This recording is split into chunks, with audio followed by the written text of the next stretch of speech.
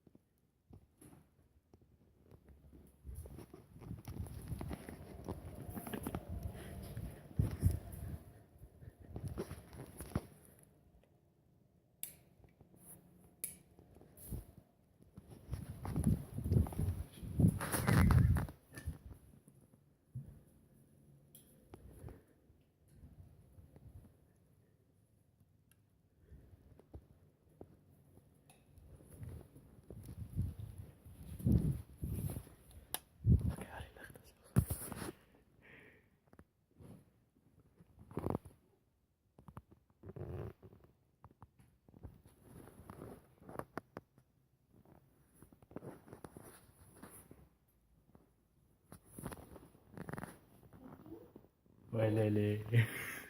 Ja, Lila. Doen jy? Nee! Ek gaan jou gooi met my shampoo bottel. Ek dink ons word beroof. Rarig. Ja, want alles flikker toe. Hoe gaan sot alles hier? Okay, nee pas, ek digress.